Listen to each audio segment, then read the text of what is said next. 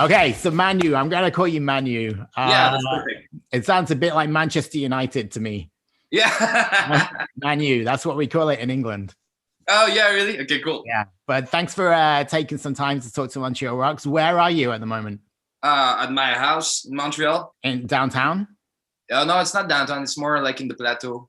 Oh, okay. Yeah. That's a cool area. Yeah. And it looks like you're in your creative spot. Yeah, but don't look at the bottle. Just there and guitars and everything. So yeah. I'm in the spot.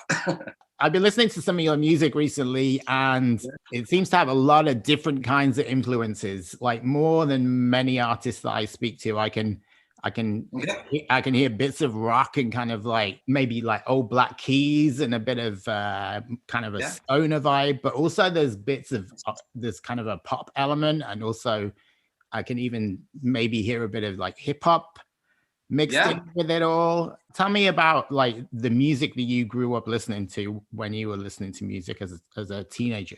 When I was in France, I've been to a school like the Conservatoire, the Conservatory, jazz music school. As a drummer, I was into like really jazz music, bebop music, and everything. And then I was kind of interesting of the hip hop vibe and everything. So yeah, you kind of write my music, but yeah. So the music that I really liked when I was young it was rock and roll and blues music.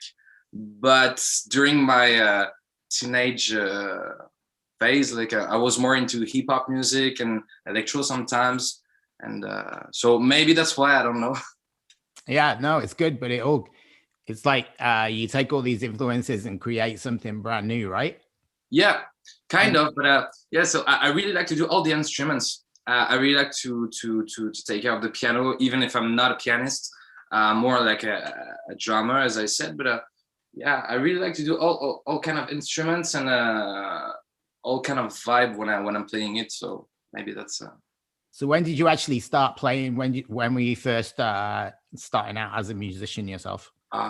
Maybe I was like 6 or 7. Oh wow! When I started music, right? Not shows. Yeah. So yeah, I started with guitar, but my real main instruments was the drum at the school. And when you're making your music now, what instruments are you playing on the record? On the record, everything. Okay. So tell me, there's going to be drums, guitar. Yeah, drums, keys, guitar, bass, percussion sometimes, voice, and empty bottles. There's anything that's around, right? Yeah.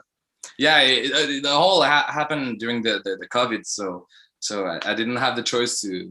The studio were closed, and so I just decided to bring all my stuff here in my living room and just create a new album. You're unique and kind of lucky in a way because you're playing so many instruments and you're doing vocals too.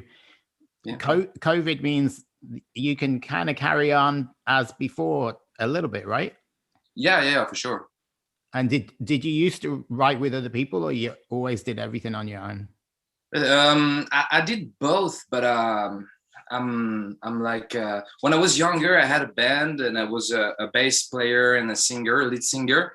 When I first came here, I was just like a composer for soundtracks, movies, and commercials, and Cirque du Soleil and everything.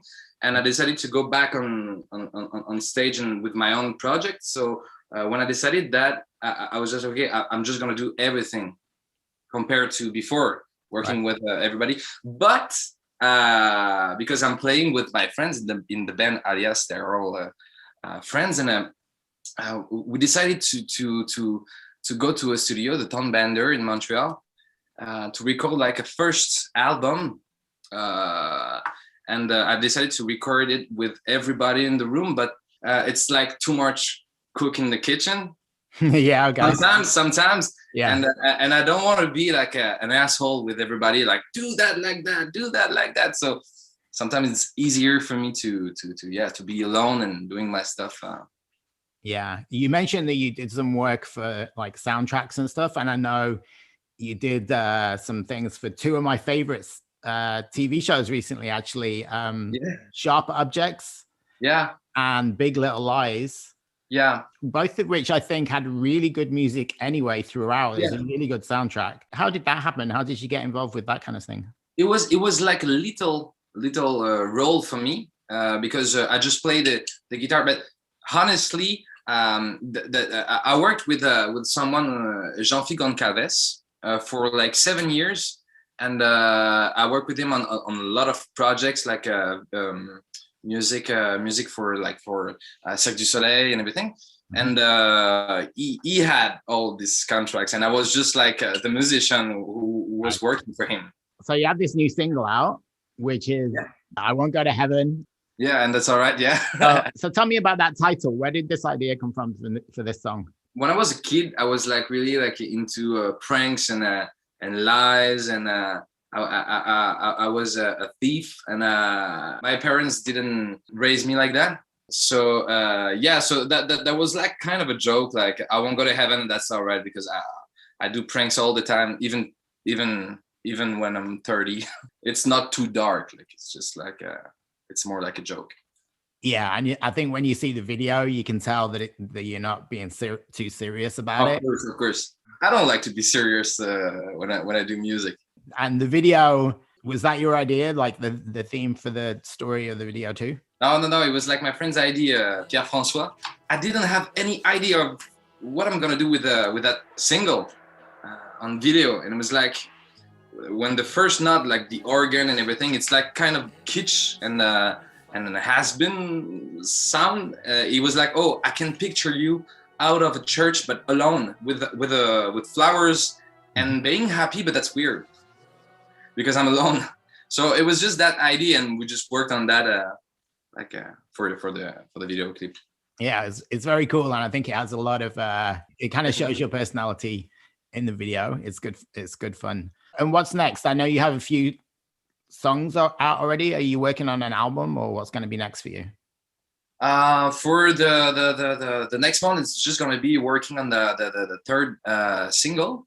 It's going to come out like around July, and it's going to be with a special guest. And I'm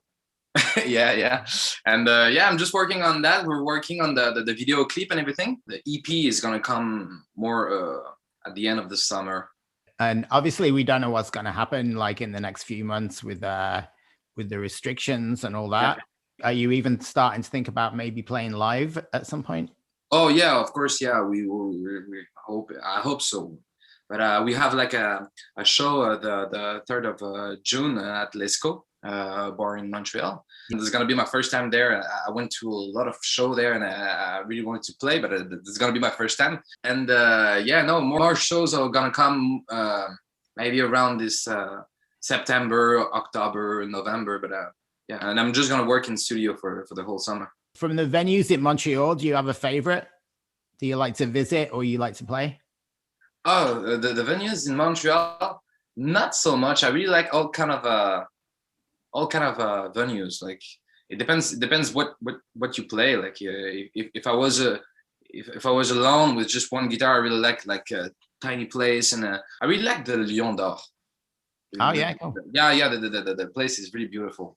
Yeah. And I really would like to play at the Théâtre Rialto. Oh yeah, I've been there a few times. Yeah, that's so cool. That's so beautiful. I think that would, it's got a bit of a church vibe. Yeah. Maybe I'm gonna get married again. Yeah. What for you would make the perfect show? Like you the restrictions ease, you're allowed to play again, and you get to play live with an audience for the first time. Yeah. What's gonna make the perfect show for you?